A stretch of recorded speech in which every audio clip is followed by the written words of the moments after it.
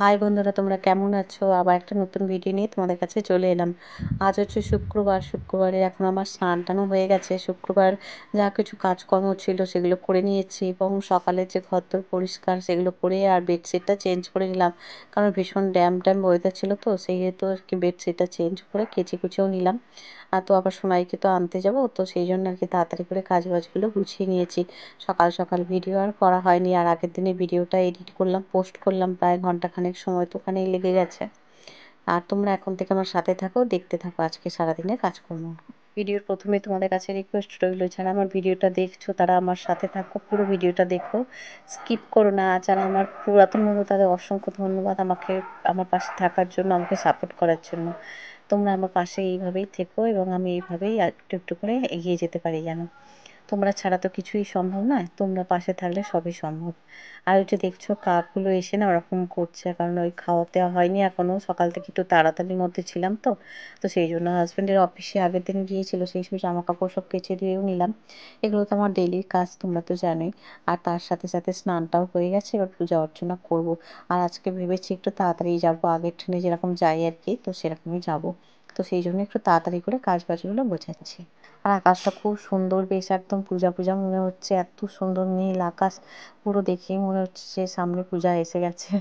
আর তাই মানে মনটা বেশ খুশি খুশি লাগে, তাই না? প্রত্যেকদিন কাজ তো আমাদের একই রকম থাকে, সব গৃহিণীদের এই কাজগুলো থাকে ঠিক একই রকম পদ্ধতি, যে যার আলাদা আলাদা করে, যে যার সময় মতো সে তার তার হচ্ছে টাইমটা সে সাজিয়ে তার মতো করে করে।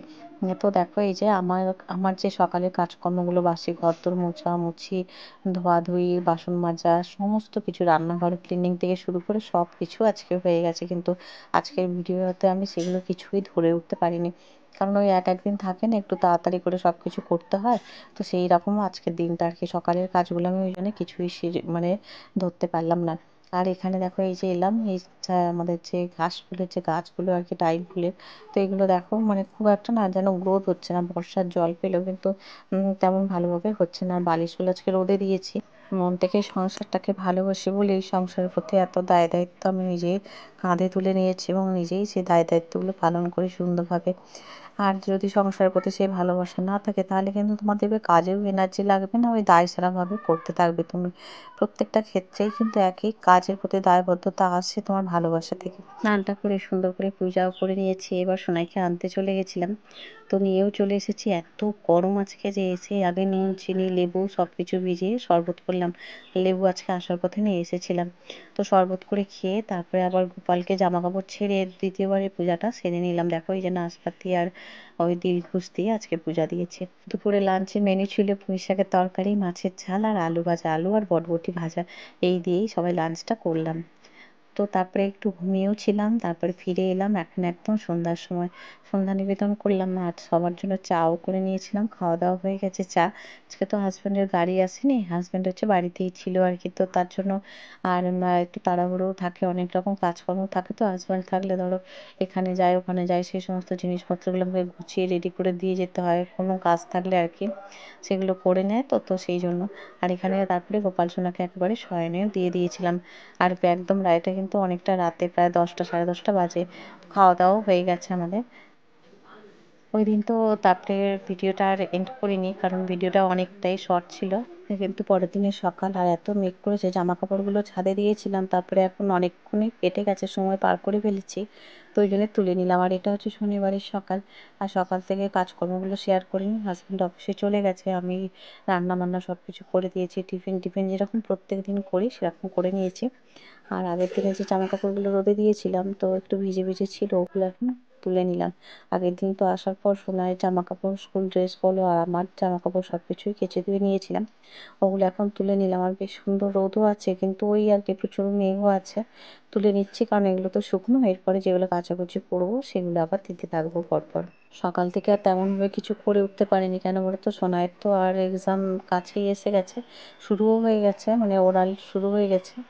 তো রিটেন টেস্ট যেহেতু আছে আর কি, তো সেই জন্য পড়ানোর একটু ব্যাপার আছে। ওই জন্য তাড়াতাড়ি করে কাজ বাজগুলো গুছিয়ে আবার ওকে পড়াতে বসাবো আর কি, কারণ না হলে আর সময় পাওয়া যায় না। স্যাটারডে সানডেটা তো ব্যস্তই থাকে। স্যাটারডেটা ভালো করে সময় যেটুকু পাওয়া যায় সেইটুকুই ওর পেছনে দেওয়ার চেষ্টা করি। সোনাইকে এখানে ড্রয়িং করতে বসিয়েছিলাম, কারণ নেক্সট ডে ড্রয়িংয়ের ক্লাসও আছে। তো ওই জন্য বললাম যে তুই এখন বসে করে নে, আর আমি ওদিকে যতটা পারছি কাজ বাজগুলো গুছিয়ে নিই। সোনাই কিন্তু একাই বসে করে, একটু বলতে হয় আর কি যে করে নে করে নে, এরকম বললে ও একাই করে নেয়। বিছানা কাঁথার ওই অবস্থা, আগে আমি বাইরের কাজগুলো সারছি, তারপর বিছানাটা গোছাবো। উপর থেকে যেগুলো আনলাম সেগুলো ফোল্ড করে নিলাম আর কি। স্নানটা করে নিলাম, একটু ছাদ থেকে জিনিস নিয়ে আসলাম, আর এখন দেখো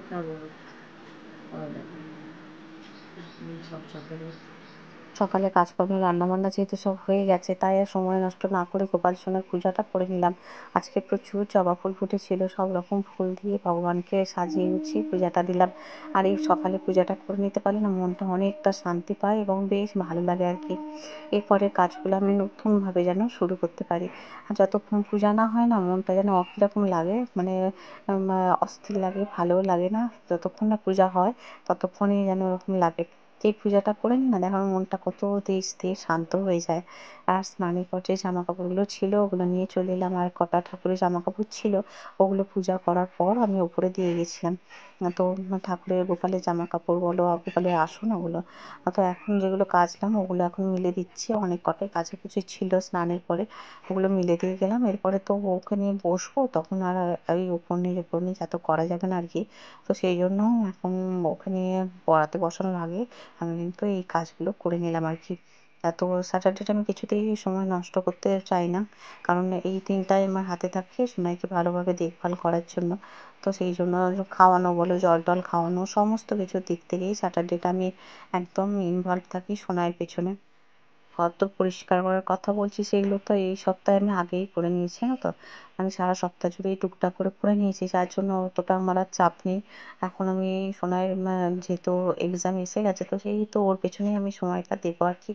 আর দেখো বেশ সুন্দর রোদ উঠেছে, মনে হচ্ছে না বিছানা টিছানাগুলো রোদে দিই, কিন্তু না, ওইসব করতে গেলে আর পড়ানোর টাইমটা অনেক শর্ট হয়ে যাবে।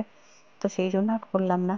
আর আমার তো প্রতিদিন ডেইলি লাইফের ভিডিও, প্রত্যেকদিন যেভাবে কাজগুলো করি, যেভাবে যা কিছু করি সেগুলোই সেরকমভাবেই তোমাদের সাথে শেয়ার করি। আশা করি তোমাদের ভালো লাগে। দেখতে দেখতে ভিডিওটার একদম শেষ পর্যায়ে চলে এসেছি।